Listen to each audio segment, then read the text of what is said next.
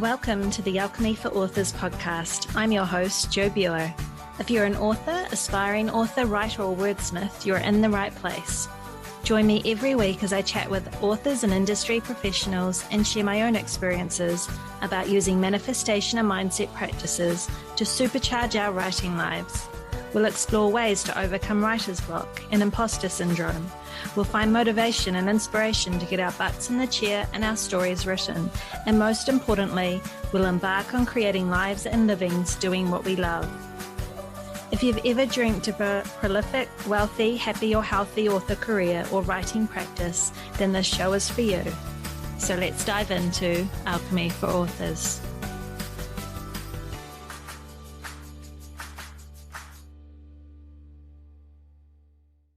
Welcome back, my lovelies, to another episode of Alchemy for Authors. So as I'm recording this, it is the Easter long weekend.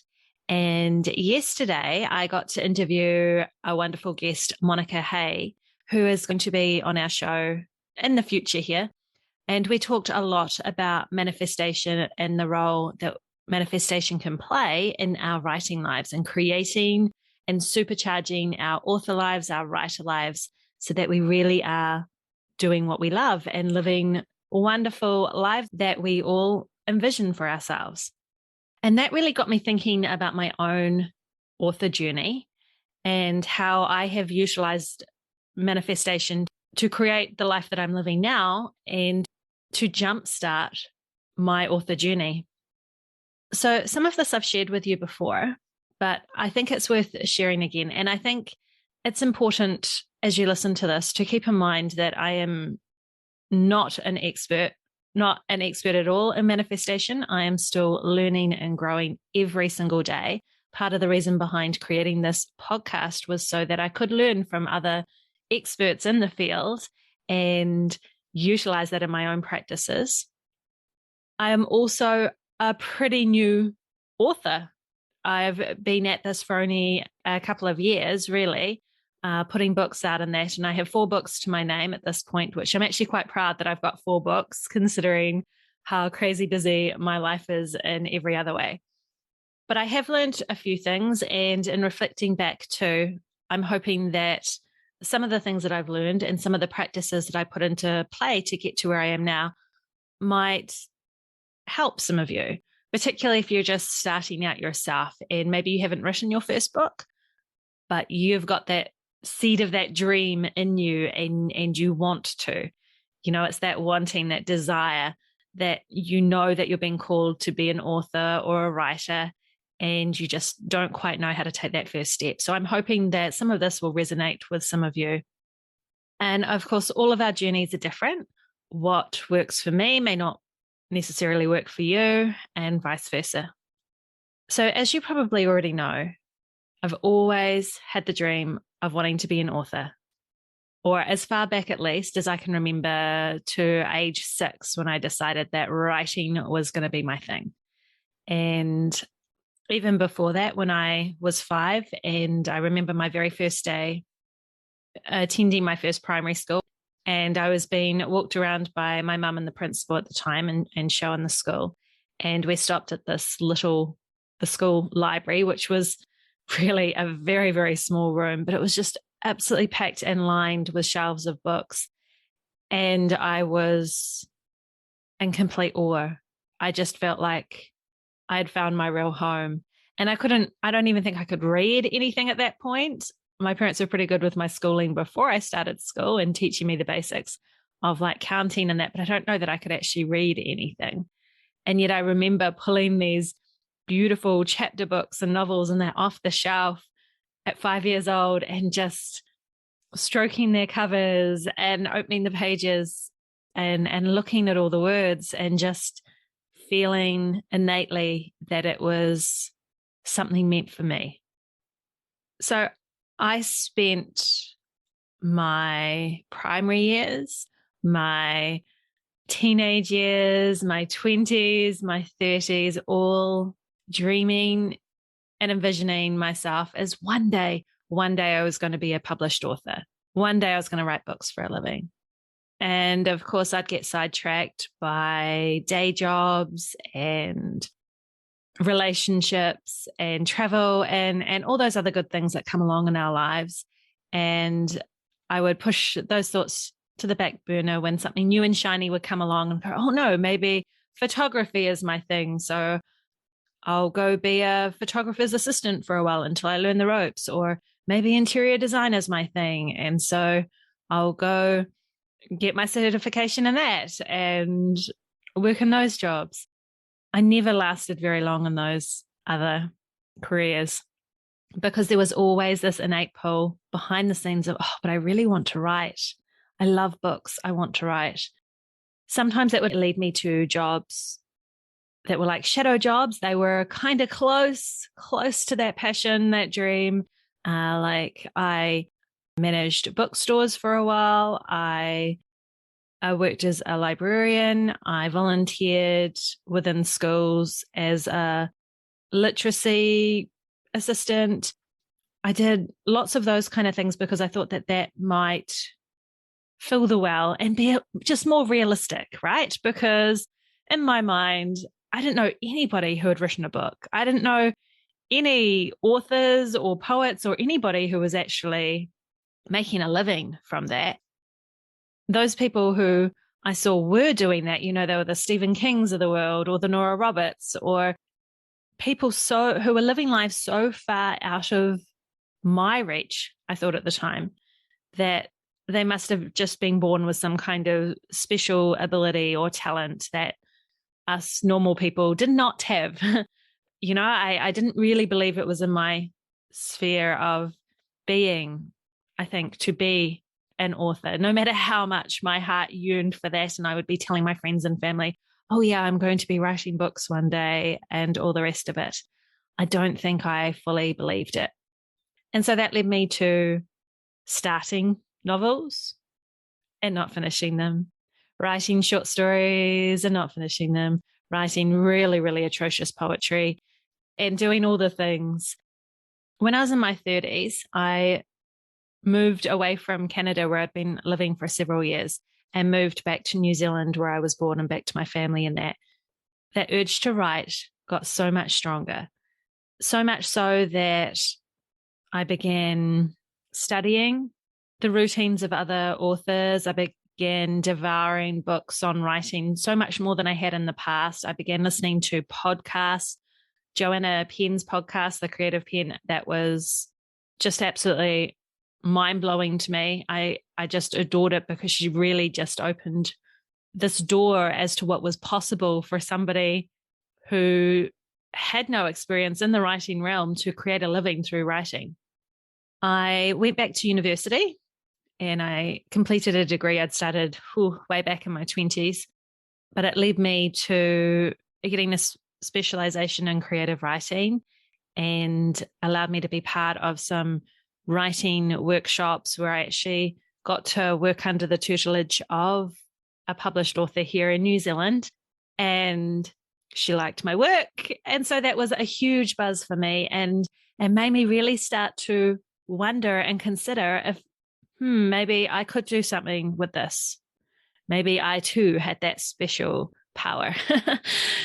No, there's no special power or anything like that, but it was enough to kind of boost my confidence a bit that maybe there was something to this dream that I'd had for my entire life. But of course, I didn't believe it enough to actually put it into action. And so I went and trained to be a teacher and started teaching. And that was kind of cool because I got to teach kids how to write awesome stories and all the rest of it. And so that was kind of fun. And in the background, I began submitting some of my short stories to literary journals here in New Zealand, and they got accepted. Now, I did get a few rejections. It wasn't just all, rainbows and unicorns. Of course, there were rejections, but overwhelmingly, they got accepted. And I didn't submit a lot because my confidence really wasn't there. But it was enough of a boost to again be a little bit of that cheerleading from the universe that I needed to begin to take myself a little bit more seriously with my dreams to be an author. Now, I'd always believed in the law of attraction and manifestation. And I'd used it multiple times in my life. I've always been big into all kinds of woo-woo. I've used crystals and affirmations and meditations and Reiki and everything you can imagine. I've probably dabbled in it. And so I understood the concepts, but even more, I understood the feeling of when something was going to manifest. And yet I never could bring it to my writing. I don't know whether I was too scared or just didn't believe enough in myself to actually fully utilize the practices of manifestation towards creating a writing life for myself. That was until things started to go really sideways in the job I had at the time. And it's funny how a lot of people I've talked to, it is in the dark night of the soul, that time in their lives where they feel like they're heading towards rock bottom or do hit rock bottom, that is the catalyst for something so much greater in their life. And so that's actually what kind of happened to me. I went through a few years of some really hideous, toxic bullying and that in my life that was really detrimental to how I felt about myself and how I felt about life in general. And of course, that led to heightened anxiety, which had always been a battle for me anyway, but also deep, deep depression, which really wasn't my thing. I'd always been a bit of a pessimist. I'll give that for sure. But I'd never previously allowed myself to languish in depression for very long.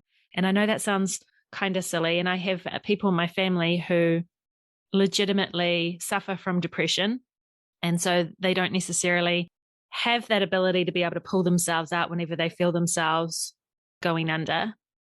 But that wasn't me. I could always pull myself out if I felt myself getting too negative or too depressed.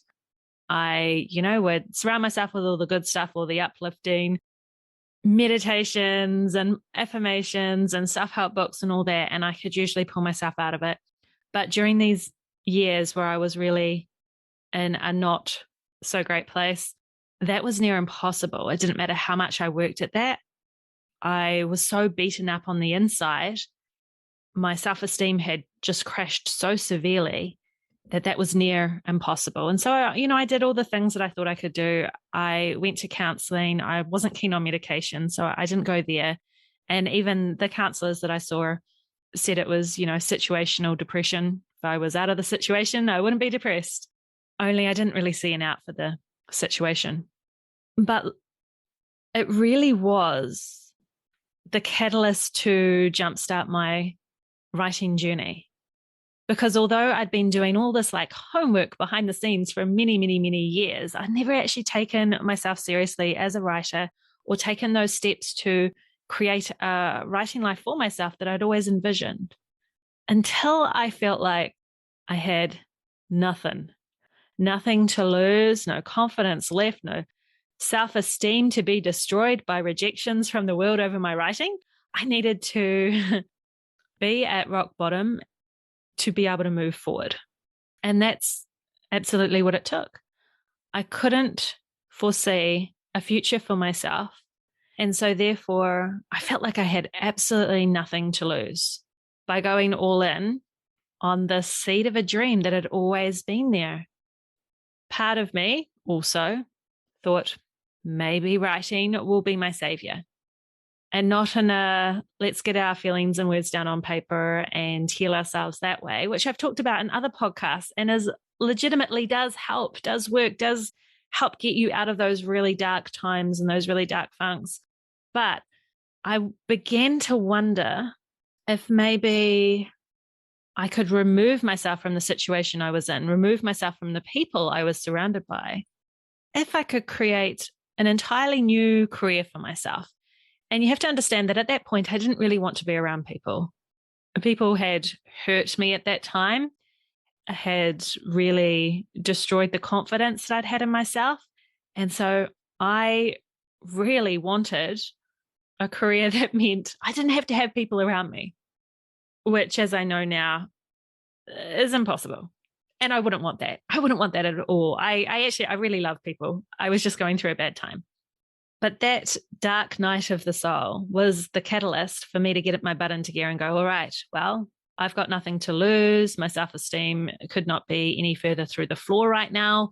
So screw it. If people don't like what I'm doing, don't like what I'm writing, what does it matter? They don't seem to like it now anyway. And so I went all in as much as I could with my writing. Now I had to keep the day job that I was in because, bills, mortgage, all the rest of it. That wasn't really an option to leave. And I could have looked at other job opportunities and that, but I'll be honest with you, my confidence wasn't there. The idea, I had spent a while looking for different positions and different jobs that might offer the opportunity for more time off to write and all the rest of it. But I was so beaten up inside that, of course, I couldn't manifest that. I felt really trapped where I was. And so it was about finding a way to focus my energies on something that did bring me joy, but might also bring me an escape. And so I kind of saw that for my writing. And I joined some wonderful Facebook groups.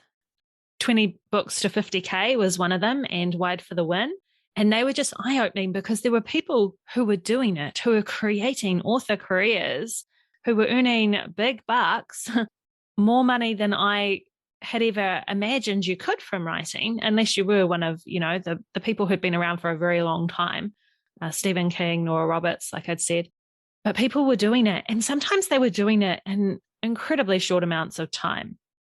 There were a lot of prolific authors there, and a lot of them that didn't necessarily have day jobs. So, they weren't exactly in the same realm as the situation that I was in. But being bombarded on social media all of a sudden by these people that were doing it, that were living the dream that I envisioned for myself, made me begin to consider that it was a reality that I could strive for, that I could have, that I could own. And so that is actually one of the key parts, I think, of manifestation, is that we need to look for those success stories. We need to find them around us, and we need to really soak them up. We need to get to the point where we can believe that what we want for ourselves is a possibility. So we need to find those people who are doing that. And there are always people out there doing that. There is no path that you want to walk with your writing career, your author career, that hasn't been walked before. And so that in itself is really uplifting to know that you're not doing this alone. You don't need to reinvent the wheel. Other people have gone there before you. And it is a possibility, because you need to keep in your mind, well, if they can do it, why can't I? Why not me? Of course I can do it. But so when I decided to get a little more serious with my writing, I did what I'm always prone to do, which is research the crap out of it. So I threw a lot of money at different courses and things like that I thought would help with all my learning, because I was still, to be honest, I was still too scared to take that first step and actually write a book. I was stuck in the let me learn everything I possibly can before I write the book, and then it'll be perfect, which we know isn't the way. And I've learned a lot on this journey. Now it's about, let's just do it. Let's do it messy. Let's get it out there. Don't have time to waste. But I did spend a lot of time enrolled in different courses and really learning the scope of the indie world, because I decided pretty early on that I wanted to publish as an indie author. I wanted that control. I didn't want somebody else as my boss anymore. That was totally out of the question. I wanted to be my own boss. So I wanted that control over everything. And from what I could see, the indie route, although not easy, seemed much easier than going through one of the big publishers. There were no gatekeepers. I could still do everything to a high professional ability. I could still get professional cover designers, professional editors, and I did all of that. So I started doing all the courses. I enrolled in a lot of Mark Dawson's courses. His self-publishing Formula 101 was one of them. And it was fantastic. Like, I love it. I still go back and poke my head in from time to time to relearn some of the things there. Now, that course, I think, is primarily set up for people who are going more Kindle Unlimited on Amazon. They still touch on going wide, and I still got a lot out of that. It was where I really got the grounding in how to set up like a mailing list and a newsletter and all the rest of it, and how to put my books out on different platforms and everything, create a website, all that good stuff that I would have had no idea how to do otherwise. I have never really been that tech savvy, but was I determined to do everything myself pretty much at that time, minus the editing. Now, one of the things that I was doing, which is very law of attraction manifestation like, during this period where I knew that I was going to start to get serious about writing, and I thought I was doing that by doing all these amazing, wonderful courses and really delving deep into the hows of getting this unwritten, unpublished book out there, was I was using a lot of affirmations and visualization, but affirmations in particular. I read this book that really appealed to me called The Magic Mala, and I'll have to look up the author and I'll put that in the show notes for you. And from memory, this book was a fictional account of the author's real life experience becoming an author, wanting to write his first book. And so from memory, it was how he went about using a mala, which is, I think it's a Tibetan or Buddhist meditation string of beads, 108 beads.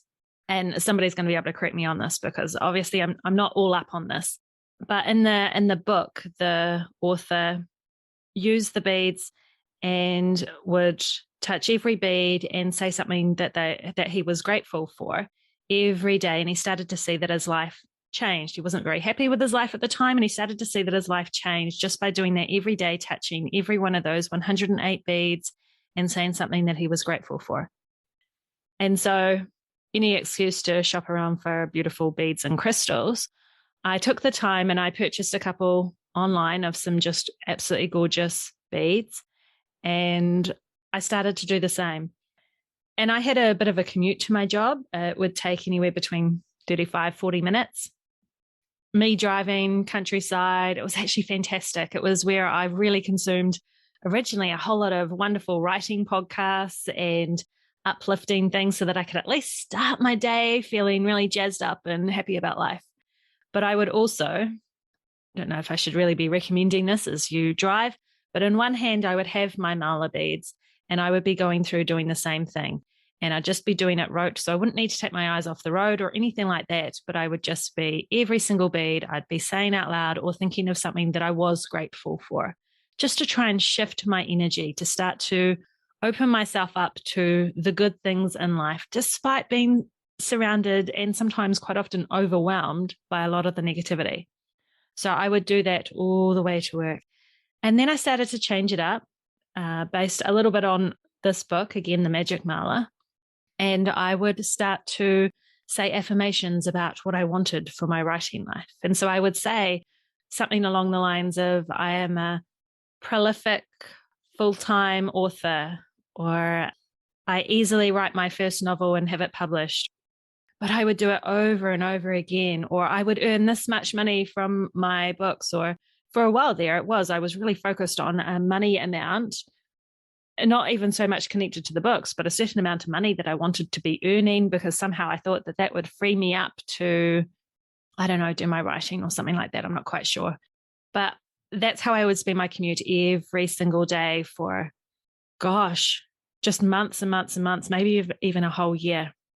And, there were some good times at the day job that I was at, but there was also this overhanging negativity that really still continued to eat away at me. And it was funny. I was absolutely miserable when I was at my job, but to be honest, I was pretty happy outside of it. I had no reason to be unhappy. I had wonderful friends. I had a wonderful family, husband, cats, house. Everything was pretty good. I was making good money. I had good enough health. I mean, I was getting lots of colds and flus and things all the time, and tummy upsets and that all the time. But I think that was really the stress and the negativity that I was feeling and the anxiety and that on a day-to-day basis as well. But I was doing those affirmations all the time. And I could clearly see that I was going to be writing a book. And so there were a couple of other things that I decided, right, well, if I'm knowing my law of attraction and manifestation, I need to change my mindset. Instead of wishing to be an author, I need to claim that now and say, I am an author. And so this is something that I do recommend to people. And I know not everyone's going to agree with it because there are people out there that are like, no, you're not an author until you start making money from your writing and all the rest of it. I don't believe that. I mean, the word author in itself is just a title. It's just a name. It's just a tag. It really, on its own, it doesn't mean anything. It only means the power that you bring it. But I really wanted to feel myself into that energy of what it actually felt like to be an author. So I did something that at the time was incredibly scary. I was very, very self-conscious about, but I began calling myself an author. And I can't quite remember. I might have even started just going with calling myself a writer first until I kind of got the confidence to be able to go with, I am Jo Buer, author.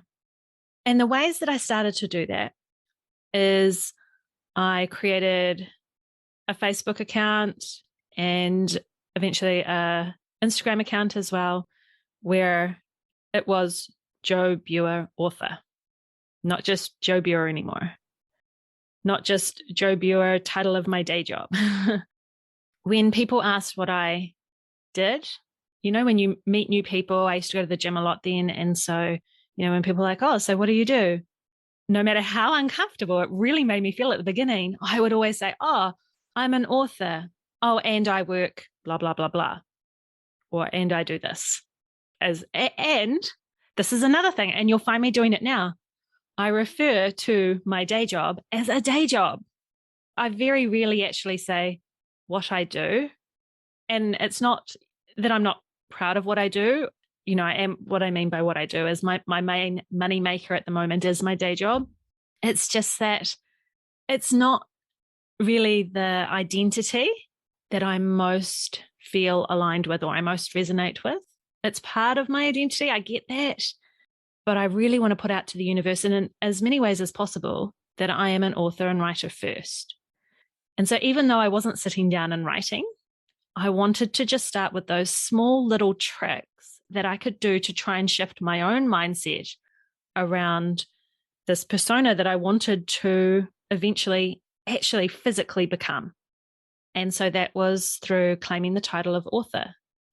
I also went through and changed my passwords in that. And now this was a really cool trick that I picked up from Denise Duffield-Thomas, who I'll put links to her amazing work in the show notes too. I've read all of her books. She's got a recent podcast that I listened to. I've done some of her challenges in that she quite often does on social media. And I highly, highly recommend her if you're into manifestation, if you're into money mindset. She is the chick to go to listen to learn from.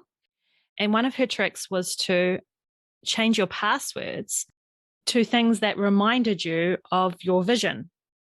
So for me, it might have been changing my passwords to I'm going to be a 6-figure author, or I am Jo Buer author, or 90K author, or whatever it was, or prolific author. But there was always something to kind of remind me of the path that I was on, or first book written, whatever it is. And so I don't want all of you going out there and changing all your passwords to the same thing and making it really easy for all those crazy people out there. But it is something for you to consider. Think about how many times we are putting passwords into, different apps and different things on the computer all the time. And if that's the case, why not make it something that's actually almost like an affirmation or pertinent to the energy that you want to create in your life, or the person you want to become, or the thing that you want to do or to attract into your life. It's one of those really simple things that I think is just so great for keeping your goals, your aspirations top and center for you. And so that was another little thing that I did. I also read an amazing book by Stephen Pressfield. Again, I'll put, this in the show notes. So many good books out there. And I think it was called Turning Pro. And from memory, he talks a bit about the difference between an amateur author and a professional. So when you turn pro, you begin to take your writing seriously. And so I began to think about ways that I could bring that into my situation. Now, if you're listening to this, you're probably thinking, yeah, but you're not doing any writing. You're right. I'm not really doing a shitload of writing while I'm doing all these little things. Because for me, I'd been in such a dark place that I had to take these little steps. I had to slowly start to bring my mindset into a place where I felt able to actually take those physical steps. And the law of attraction, just so everybody is really clear, is nothing without action. It really isn't. I mean, you find the word action in attraction. Manifestation requires you to do the work. You're not going to become a successful author, a prolific author, or author of even one published book if you don't sit down and do the work.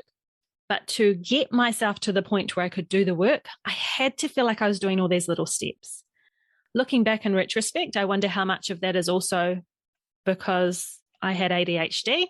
I didn't realize it at the time that was what it was. I've since been diagnosed. And so I'm kind of thinking, I wonder if, I needed these little incentives, these little goals, these little things to kind of dopamine hits to get me to the point where I could get my butt in the chair.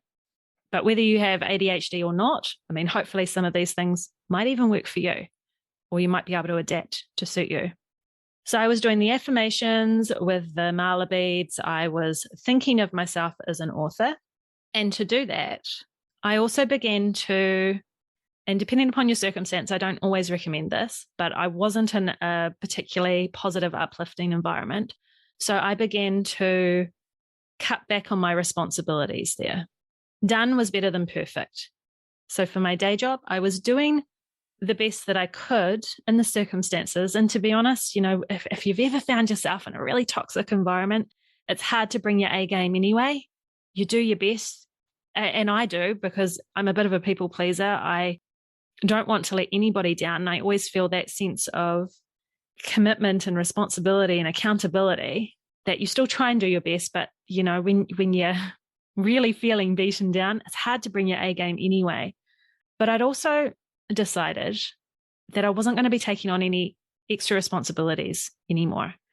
It wasn't worth it to me. I wasn't getting any positive affirmation from the position I was in anyway. So every time I went above and beyond, there was no accolades for it. There was no, well done, you, fist bump.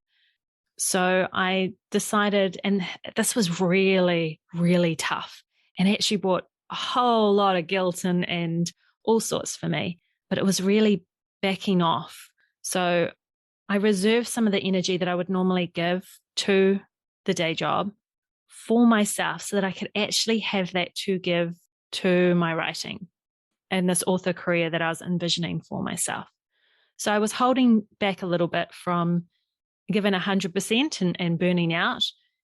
I began to resign from some of the extra positions that I had. I began to drop some of those, delegate a bit more, and just step down so that I was still doing my job, still doing it to a really decent degree, but I wasn't putting my whole heart and soul into it anymore.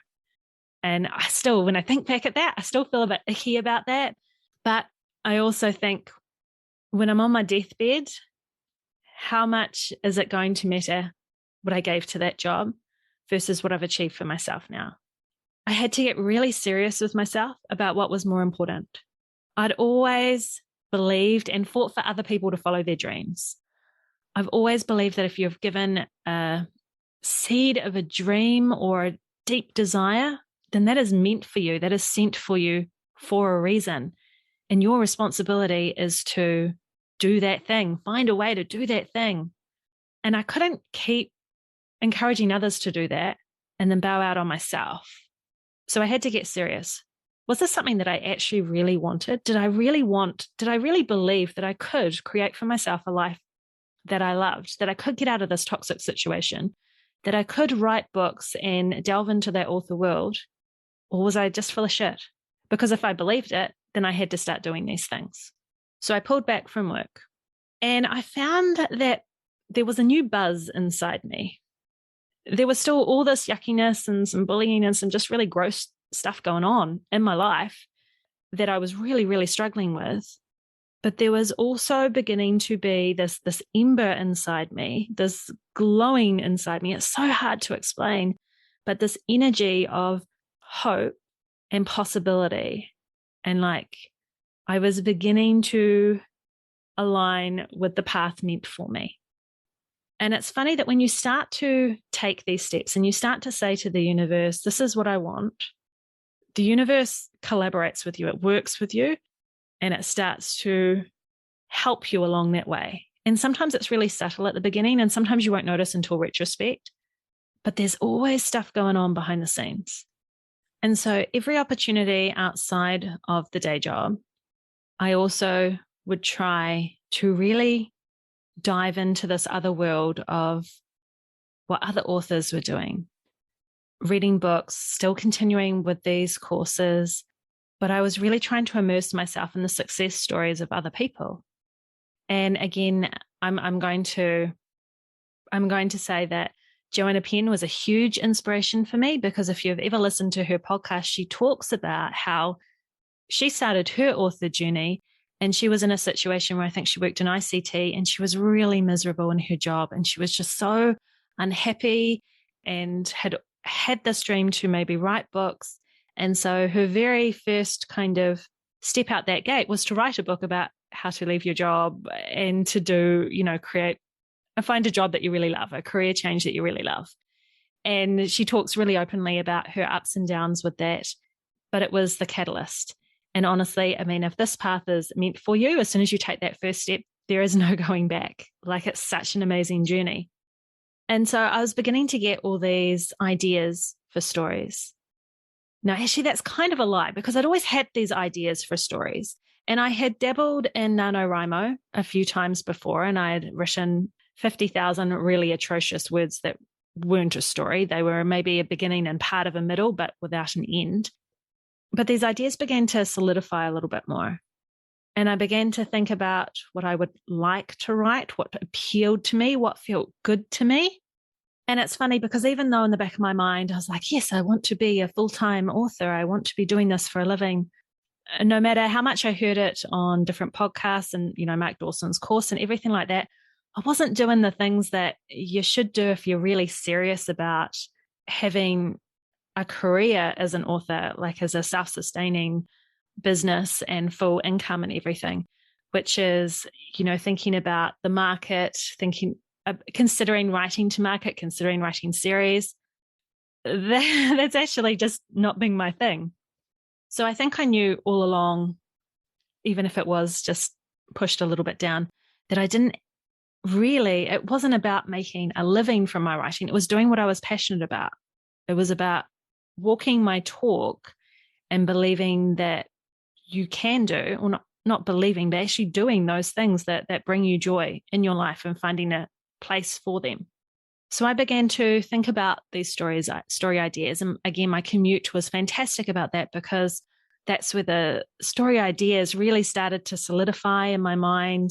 And I also have, it's one of my hacks, one of the things that I have to do, which is whenever I start to get a story idea, I sit down, Spotify, I go through, I create a playlist of music that I feel like really resonates with the story. And then I always have that there so that I can fall into the story. On my commute, that was fantastic, because in the times that I wasn't, doing the Marla or listening to the Joanna Penn podcast and all the rest of it, I would be listening to this playlist and I would be driving along, and I was so used to this route now, and it's out in the country, there's no traffic, it's all good. And my brain would be starting to think about, the different things happening in the plot, the characters, and they're all kind of brought on by listening and really feeling my way into this playlist that I'd made, that I was listening to on the way of doing that. So I was really starting to bring that energy into my sphere. Still not sitting down writing, guys, but I was doing all those other things. And then there was a couple of things that started to change. So I was like paving the way for all of this. And I know that there are quicker ways of doing this. There are better ways of doing this. There are get your butt in the chair and just write the shit ways of doing this. which again, I'm getting to. That does happen, obviously. But for me, it was a really slow process because I had lots of beliefs in that I was, without even realizing, I was working on to break through, that had been holding me back. Beliefs that I couldn't do this, that writing was just for a special few, that beliefs that I wasn't good enough. I mean, I was really dealing with some serious self-esteem issues and a lot of anxiety. And like I said, some depression in that at the time because of other factors that had really made me not like myself. I'd begin to start to believe what other people were saying and really take that on and not like myself. So I was kind of going through a lot of fear and trying to really work through all that stuff. But there was a big part of me too that was really focused on, I'm going to do this. I don't know how, I don't know when that real catalyst is going to come that's going to get my butt in the chair, but I'm going to do this. There was a bit of a moment too, where a bit of an epiphany when I was driving to the day job and I was doing the Mala affirmations and I am a prolific 6-figure author or whatever it was. And I thought, wait a minute, I'm doing these affirmations every day and I've been doing them for months. And, totally believe in affirmations, love affirmations, helps change the mindset, all that awesome stuff. But would a prolific author, would an author be needing to do affirmations to say that they are an author? So that thought came to my mind and it kind of stuck with me. And I thought, well, no, because if I am an author, I wouldn't feel any need to keep affirming that I'm an author because I just am an author. You don't see anybody in any position, spending all this time and energy saying that they are something that they already are. You don't need to, because you just accept it because it's your reality. And so that's when I stopped doing those affirmations. And it sounds really contradictory, a little bit unusual, but I was like, well, no, I don't need to do these affirmations anymore, because if I truly believe that I am an author, then I don't need to keep telling the universe I am an author, because I am an author. So I stopped doing that and I started to live into that belief more. A big part of manifestation is in the letting go. It's when you get to the point where you believe it so solidly that it's no choice but to be reality. And so that's where I was getting to. Now, just like in any book, there's usually a catalyst that really sets things in motion. And there was for me too.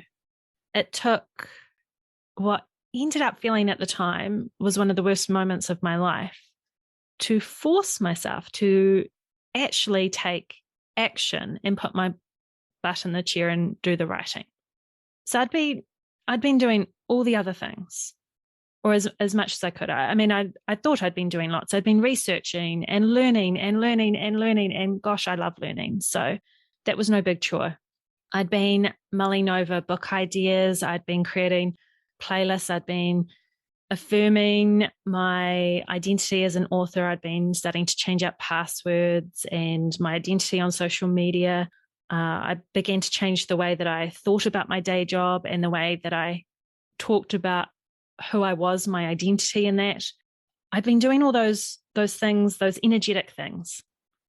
And I think anybody that's on this path where they believe in manifestation or anything woo-woo knows that the universe is giving you signs all the time. Sometimes we're a little bit oblivious to them, but if we look back, there's always signs there. And it can be something as subtle as just how you feel. Like if something just makes you feel yuck, or if you find yourself getting sick quite often, then maybe something in your energy field is just not right for you. And man, my guides, I'm sure I was giving them all a headache. They'd been whacking me over the head with signs this entire time, and I am stubborn as hell.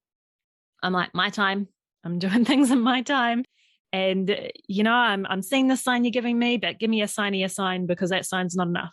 I didn't have the confidence to necessarily follow the signs or listen to the signs the universe was giving me. I don't recommend that as a strategy in life, because the universe can get really brutal when it thinks that you're not listening to it and it's got some better things in store for you and you keep ignoring them. That's when shit happens to really catalyze you into action. And so that's kind of what happened to me. And from any point of view from the outside, it probably didn't look like a big catalyst. I mean, nobody got really sick. Nobody really, I don't want to say nobody died, because I did actually have, a few deaths in that time that really shook me up and really upset me. And so there was actually quite a bit of bereavement and that going on behind the scenes too. But, I didn't suffer any horrible health malady or anything that I know a lot of other people have suffered. But I did hit rock bottom, and I hit rock bottom pretty much right on my birthday, right as the pandemic was just getting started in the world, hadn't quite hit New Zealand yet, but it all came to the fore. And it's funny because I've talked to a lot of guests who have been on Alchemy for Authors and who I will have interviewed and will be on in the future, whose episodes will release in the future here. And good old COVID, it was a catalyst for a lot of people, I think. These crazy times that we've been in for the last couple of years really did get a lot of people reevaluating their lives and get them making those big moves towards their goals and their dreams and the lives that they envision for themselves. And that can be really scary. But so, beginning of 2020, after a good few years of, not good stuff, right around my birthday, I just got hit with some real intense bullying and nastiness that was it was the straw that broke the camel's back. It was just too much. It just absolutely did me in so horrible that my anxiety was absolutely through the roof. I was having really bad panic attacks. I had to go on stress leave for a considerable amount of time. And there was just a lot of ugliness around the situation. And it pretty much had me in bed for a very long time. Was not in a good space at all. And then COVID hit. And what I mean by that is it reached New Zealand shores. It was actually a real thing in New Zealand because we had been so blissfully free of it. It was always something that was in the rest of the world and wasn't here. But finally it was in the country. And our government at the time, and I can only speak really highly, to be honest, and not everyone in New Zealand's going to agree with me, but the decisions that the government made at the time were phenomenal, I think, and life-saving. But it was terrifying. Like anybody who looks back at when COVID became a real thing for them in their world, in their country, it was a weird, surreal, crazy time to be living through. And I really wish that I'd kind of documented it because, it was bizarre. So I'd just come off of stress leave and I was back in the same old toxic environment for one day. And then we went into lockdown. The country went into lockdown. It was crazy. In a way, it was personally kind of good for me because it got me out of the really deep depression and everything I was in. Not exactly, like it didn't really get me out of that depression, but it got me away from being so self-absorbed in the situation that I was in, I should probably say. I mean, there was all sorts of different anxieties and everything that came up from the fact that we were in the middle of a pandemic and there was this virus that nobody really knew too much about out there in the world, killing people. And for the first time in my life experience, the whole country had locked down. We were all in lockdown in our houses. And we couldn't leave them. And people were, I mean, you could still go to the supermarket and all that good stuff.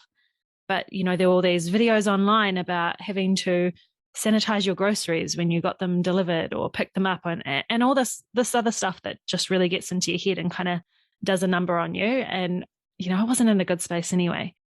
I was still having to do the day job, but I was able to do it from home. So that was fantastic. And that actually freed up a bit of hours in the day, which was good. But it was also the catalyst for something more. It was also that combined with the real shitty things that have been going on in the day job was like, wow, this is life. This is our one life. Whether you believe in reincarnation or not, your experience right now, this is the only type of this life that you're going to have. And so it's now or never. I either start making the moves and get off my butt and start doing the thing that I believe I'm supposed to be doing and will bring me joy, or I just keep on this path of talking about it, being miserable in a job that I absolutely hate. And what's the point of that? And I had no idea what was going to be on the other side of this thing called COVID, or, this coronavirus. I had no idea when we'd be getting out of lockdown, if we'd be getting out of lockdown, what the world would look like, or any of that. It was really terrifying, but it was also the catalyst that I needed to take action. And it was almost like the universe had given me this opportunity to take action, because I was actually out of that horrible environment while still earning a paycheck. And I know I was luckier than most, because a lot of people did not have that ability to still be bringing in a paycheck and to still be able to work through the pandemic without putting themselves at risk of being out there in the world with the virus. But I was working from home, still bringing in the paycheck, but with a few less hours to the day, and without being around the really horrible people that made me feel like absolute shit, or that I allowed make me feel like shit, because, I got to take responsibility for that. I allowed it in. So going through Mark Dawson's wonderful course, and of course, everywhere you always hear about having a reader magnet, something to draw people in, and creating your email list and everything like that, I was like, right, I'm going to do it. And so through wonderful coincidences through the universe, because the universe just works like that, these amazing doors opened. And of course, I stumbled across the name of this editor who I'd heard rave reviews from. I reached out to her. Oh my gosh, she had a spot for me. And yeah, everything just, the planets aligned in a weird way. And I decided that, because I still wasn't writing, but I had some short stories that I had created from when I was at university. So they were quite a bit older. And I thought, well, maybe I could put those together as a reader magnet. They've got that, a little bit of a dark vibe going that I want to kind of be writing in. So even though I plan on writing novels, it's a collection of short stories. It will do in the meantime. So that's what I did. I gathered some of my short stories together. I reworked some of them.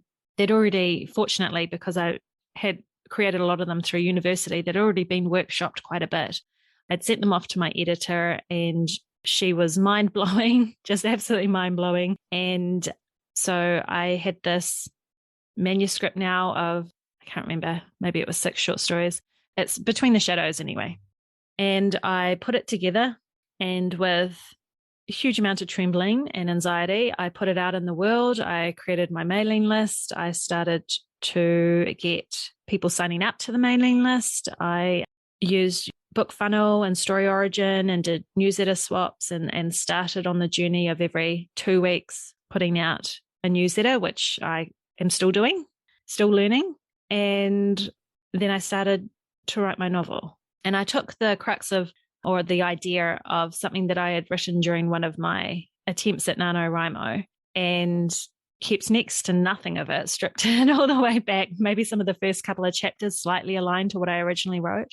But I was then able to get my butt in the chair, because there was such a desire in me to not ever have to go back to how things were. And I didn't know how long we were going to be in lockdown for, but the idea of going back to my day job, or working under somebody else, or just working with some of the horrible people that I had surprised upon in this world, was that fuel that I needed to get my butt in the chair and get writing. And I knew enough, and I had, taught writing to kids before, and I'd done NaNoWriMo. So I knew enough to know about allowing myself to be really messy in that first draft. And so it was all about just getting words on paper, which was pretty much always my motto whenever I tried NaNoWriMo. And I just kept that up, just get words on paper, words on paper, words on paper. And then you can go back and edit it. And somehow I did. And even though it was only a few years ago, it feels like a really, really long time ago. So I know I've got some of my time spans a little bit muddled up, but I think, I did go back to, we came out of lockdown, we went back to the day job. It was a very changed world. And I was able to go back in a better mind space, because I now had this thing physically going on outside of the day job, this book that was being written, this career that I was creating for myself, or felt like I was making serious moves towards, going on in the background. And so I plowed through, I got the book written. And of course, there's lots of stuff I can talk about in other episodes about, and have done about the imposter syndrome and how kind of tough that was. And I got to the end of the book and I edited and edited and edited and sent it off to my editor, and so much fear around that and what I was going to get back. And I went through the whole process and I got my editor's notes. I reworked them in. I edited and edited and edited, so much editing. Oh my gosh. And then I just followed the steps that I'd learned in the courses. All my learning started to kick in and I put it out there in the world. I got it up on all the different platforms and I did some of the social media work. I didn't do like a big launch or anything like that. It was just, this is my book. Oh my gosh, it's out there in the world. And it was hard. Like, it was really tough writing the book and going through all that. But it was also so much easier than I ever thought it would be. That all my years of, putting this idea of writing a book on a pedestal of something that I'd do one day. And it was so much easier. And I put it out in less than a year, maybe 6 months from starting it to publishing it, around a full-time day job and in a pandemic. Pretty crazy. But that was the beginning for me. And once you've done it once, you can do it again. And now, granted, book 2 came with a whole lot more issues and resistance that I had to really work through. Could I do this again? Is this even possible? My first book did quite well. What if this one just doesn't? And, there was lots of things to work through. But it put me on the journey. And so I got out another collection of short stories and another novel in 2021. And I'm working on another novel this year. It's been slower going this year because there's been lots of amazing, and I'm going to say that, amazing changes in life. And so this is the thing. So when you dive into manifestation, you're not always going to get exactly what you envision, because we don't always know what is best for us. And we think we want something, but maybe that's not actually the best. And so when I started on this journey, and the catalyst, it was a lot of negativity that really kind of catalyzed me doing this thing that I'd always known in my heart that I wanted to do. But I wasn't necessarily doing it for the right reasons. I thought I was doing it to escape the really horrible situation that I was in. I thought I wanted to write so that I no longer needed a day job or needed, so I could be my own boss and not have to work under somebody else and all these things. But then once you start doing the thing you love, you start to see that your life changes in other ways too. And it really did, in so many positive ways, because it's amazing that when you're doing those things that bring you joy, the positive energy that it brings into the rest of your life is amazing.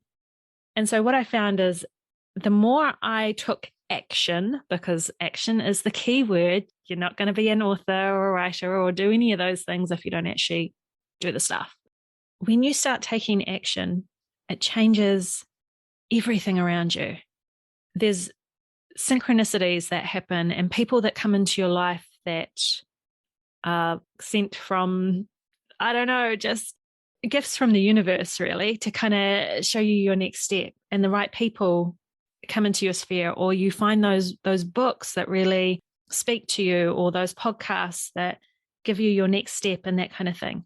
And the more that you embody that, you start to find that some of those negative things fall away as well, because your mindset begins to change. So I found that some of those really not nice people that were in my sphere started to leave, and some really lovely people started to come in.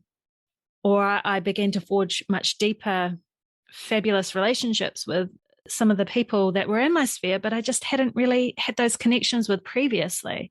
They were there, but I was, I guess, so caught up in my own drama that I had overlooked them and how amazing they would be to have in my life. So a lot began to change. And new opportunities. I got invited onto my first ever podcast to be interviewed, which was amazing and eye-opening, and again puts you in that realm of, oh, is this something for me? Can I do this?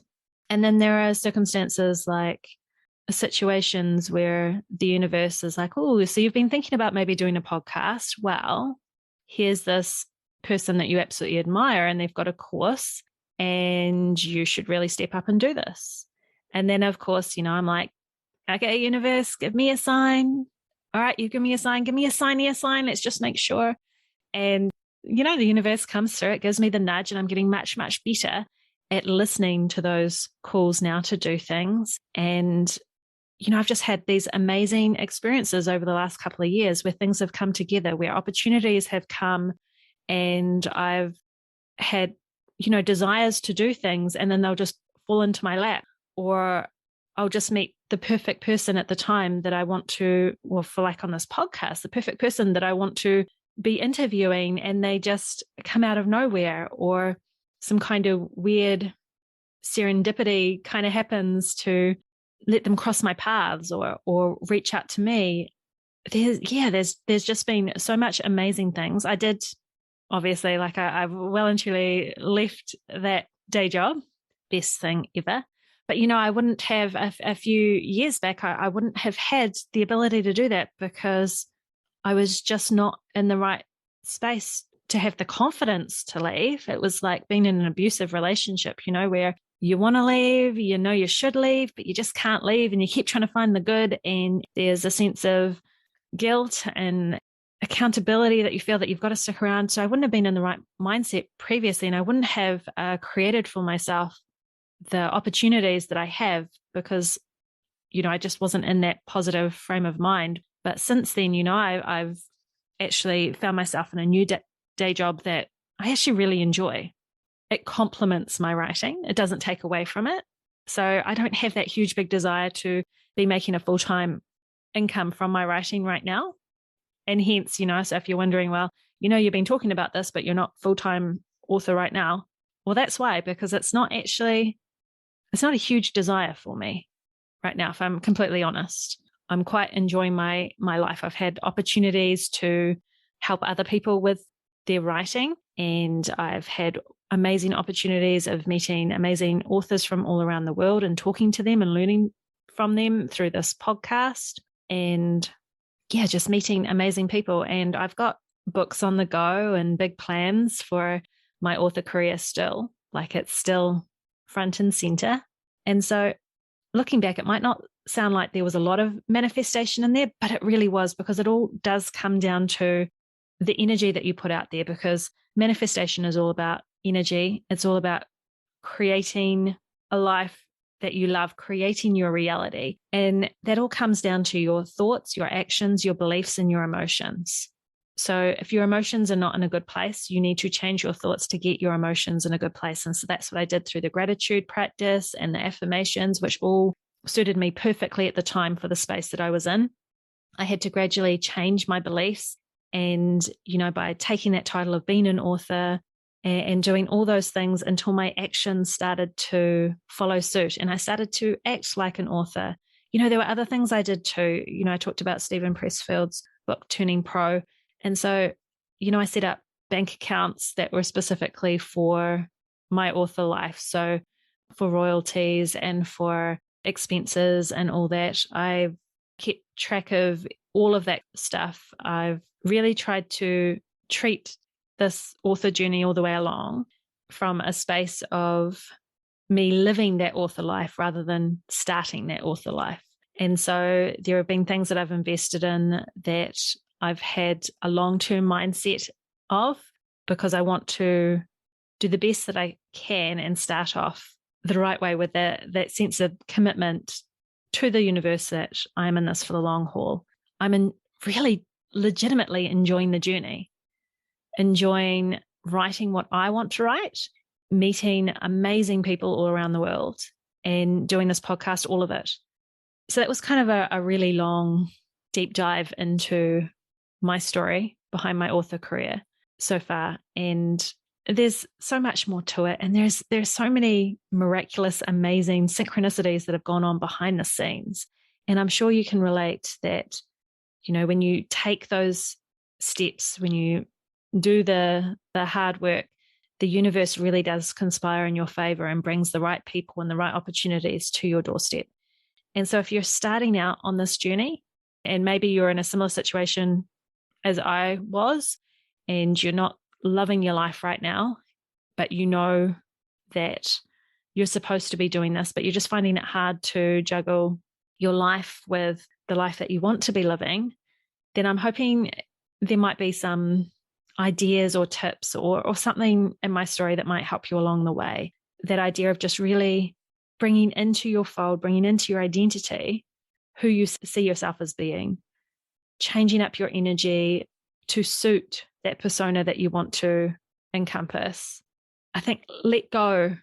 There's so much more I could talk about, like the letting go is such a big thing, the decluttering your life of those things that no longer serve you. There's so many more aspects to this that I'll go into maybe at another time, but letting go of how things are going to happen and just really focusing on doing your part, and the rest will come about.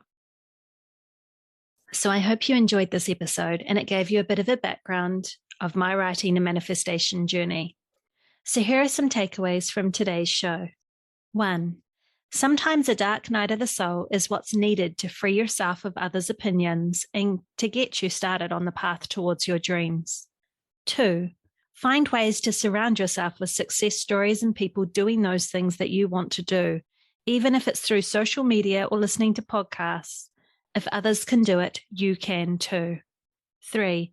Learn what you can about that thing that you want to do, but don't get stuck there. At some point, you actually have to do the thing. 4. Take action. Do things messy. Don't be held back by perfectionism. 5. One of the easiest ways to call in positive energy for manifestation is by focusing on what you are grateful for. 6. Consider using affirmations to focus on what you do want in your life or want to create, until you begin to see and feel it as your reality. When that happens, you won't need the affirmations anymore. 7. Manifesting your dream life requires a big focus on mindset. No more wishing for something. Claim it as your reality instead. 8. You don't have to wait until you've written a book to call yourself an author. If the word author embodies the feeling of who you want to be, call yourself an author now. Trust that it is who you are. The physicality of it will catch up. 9. Consider changing your social media handles to align with the person you're working on becoming. It tells the world, the universe, and most importantly, it tells you that you're serious about reaching your goals. 10. Keep yourself in the energy of what you're creating. When people ask you what you do, tell them that you're an author, poet, or creative first. You can always share what you do as a day job after, but always share first the identity that you're most aligned with. 11. A great tip from money mindset coach Denise Duffield-Thomas is to keep your goals, aspirations, and manifestations in progress front and center by changing your passwords to reflect what you're manifesting. That way you'll be reminded of what's on its way to you every time you type in your password. 12. If you're serious about having a writing career, take it seriously. Act as if you're a professional and not an amateur. 13. If you need to take little steps towards changing your mindset and beliefs until you're ready to take action, do that. Just remember that for manifestation to work, you do need to take action. The law of attraction is nothing without action. 14. Do the work. Butt in chair, words on paper, do the work. 15. Make space in your life for what you want to create. Let go of some responsibilities, delegate, say no, do whatever it takes to create space for what you're manifesting. 16. Give your energy to those things that are most important to you. Pretend you're on your deathbed and you'll see clearly what those things are. 17. When you're serious about taking action towards your goals, the universe collaborates with you, so stay open to the wonderful synchronicities and gifts the universe shares to propel you forwards on your journey. 18. Create a playlist of music that complements whatever you're writing so that by playing it you can find your way back into the energy of your story. 19. When you start doing those things that you love, those things that bring you joy, your entire life changes. Miracles, synchronicities, gifts from the universe abound. 20. In short, manifestation is all about your thoughts, beliefs, actions, and emotions. So I really appreciate you listening all the way to the end of this episode. I know it's been a long one, but I hope that you've found at least one thing in my story that has resonated with you or has inspired you in some way. So as always, you can find a list and links to some of the resources I've mentioned in this episode in the show notes. And if you've enjoyed this episode, you would totally make my day by rating, reviewing, or sharing this episode with someone else. It contributes to the success of Alchemy for Authors and helps me on my author journey. So until next time, happy writing and happy manifesting.